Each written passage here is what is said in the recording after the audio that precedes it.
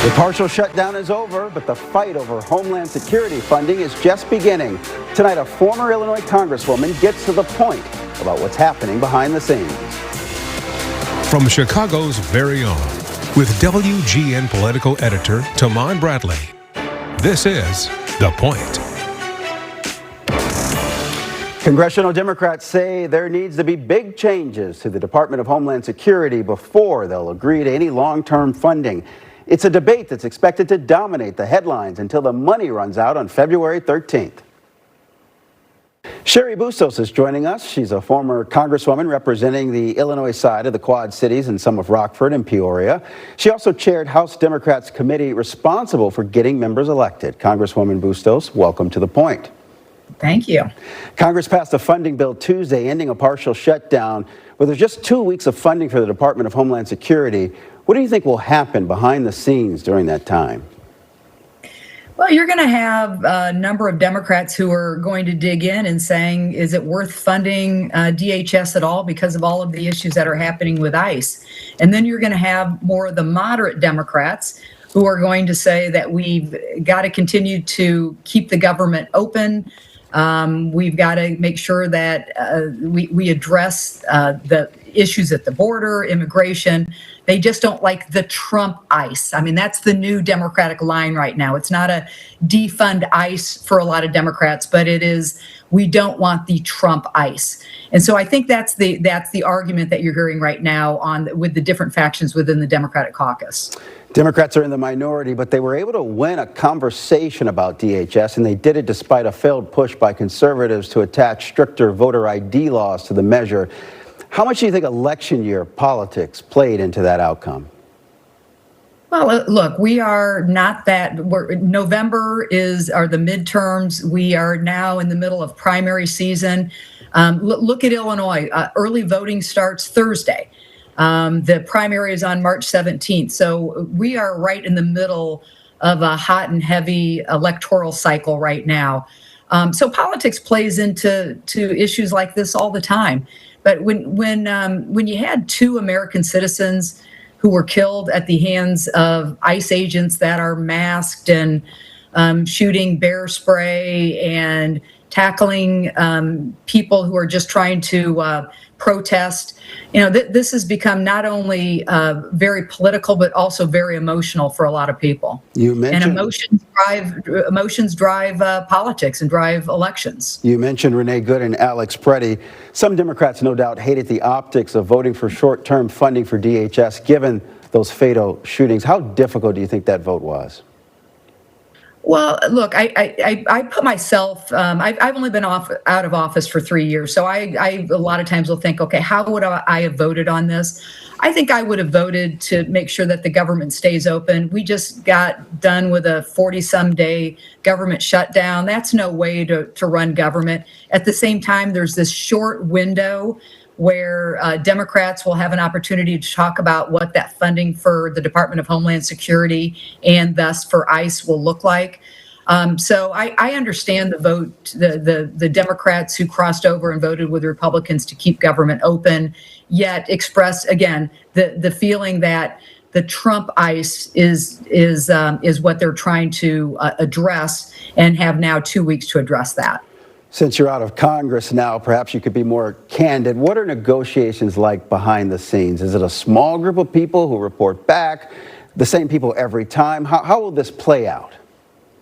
Well, it is a smaller, it's always leadership. So you would have, we used to call it the 4 corners. I mean, so it's the leadership. You've got the speaker, the minority leader. You have, if we're just talking about the House, and then you would have the key appropriations chair and what we call the ranking member, which is the lead Democrat when we're in the minority. And then, it goes through, there's subcommittees of the Appropriations Committee. Those folks would be involved with these discussions.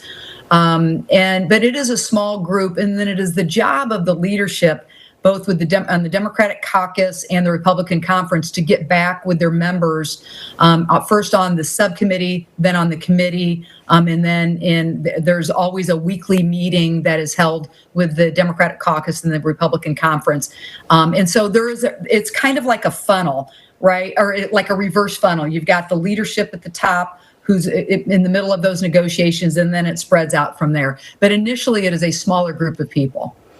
When you were in Congress, you spoke out against government shutdowns frequently, including 2013, 2015, early 2019. You called that 35-day shutdown a total waste.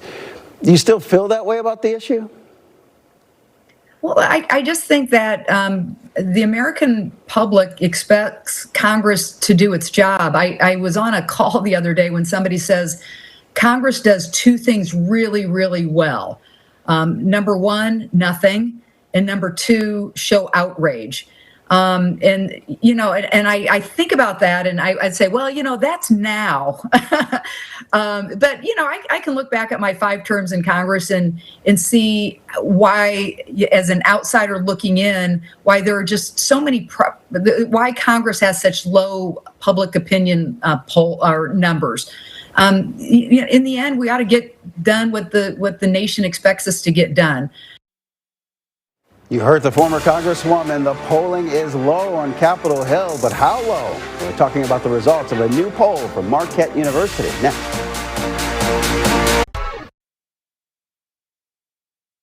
The fatal shootings of U.S. citizens by federal agents in Minneapolis spread quickly across the country, and Americans have strong feelings about the Trump administration's immigration crackdown.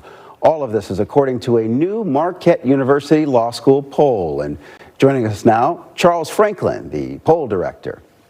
Hi, glad to have you on The Point. Thanks for having me. Your survey was conducted after the Renee Good shooting, but most interviews were completed before the Alex Preddy shooting. That Good shooting, it really broke through, Charles. Most Americans saw what happened or heard about it or read about it.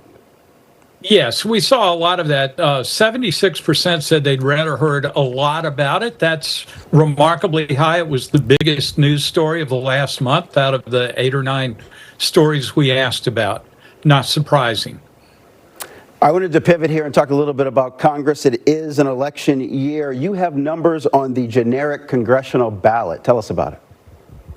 Yeah, Democrats lead on the congressional ballot by about 4 points overall among registered voters, though that goes up to a 7-point lead for likely voters. That's not much change from where it was in November. The one thing that has changed is Democrats have had a turnout advantage, and that turnout advantage is a little bit smaller this time than it was in November. You also polled about how Americans feel about Republicans in Congress and Democrats in Congress. Well, it's not a pretty sight, really. 40% approve of the, 39% approve of the way Republicans are doing their job in Congress, but only 29% approve of the way Democrats are doing their job. The thing that really jumps out, though, is that low Democratic approval number is because of Democrats disapproving of their own party. Republicans are quite positive about the Republican Party, but Democrats much less so, and I think that comes from frustration with the party, because when you look at the congressional vote, Democrats are even more likely than Republicans to vote for their party. So it's not that they won't vote Democratic, but they're just really disappointed with their party. That's very interesting. Let's talk about President Trump. You have numbers on his approval as well as his handling of immigration. His approval has tended to trend down over the course of the year. We don't see huge jumps month to month, so it's only down a couple of points now from where it was in November. But over the course of the year, he's gone from being a net negative of 4 points, meaning 4 points more disapprove than approve, to now 16 points underwater. Plus, at 42% approval, that's just 1 point above where he was at the end of his first term in the fall of 2020. And there's so much coming from this administration. You have numbers on the president's personal characteristics. Yeah, the main thing that jumps out there is the percentage of people that say that he's too old to be president. That's 55%. Saying he's too old. Now, interestingly, that's down from 59% just before the 2024 election. So not much change, but a little bit of a decline. On the other hand, people thinking he's too old jumped up after Joe Biden's disastrous debate in the summer of 2024. Before that, only about 25% thought Trump was too old. After Biden had the disastrous debate, Trump too old jumped up into the 50s, and it's basically held there since.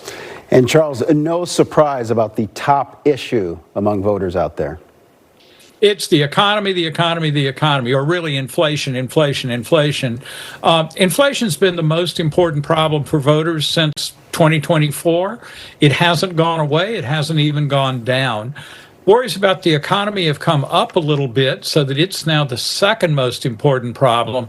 And in third place is immigration, an issue that was central to Trump's campaign in 2024 and was very highly rated by voters as an important problem, in second place throughout 2024. But it's now dropped off into third place with only about 14% saying it's the most important problem.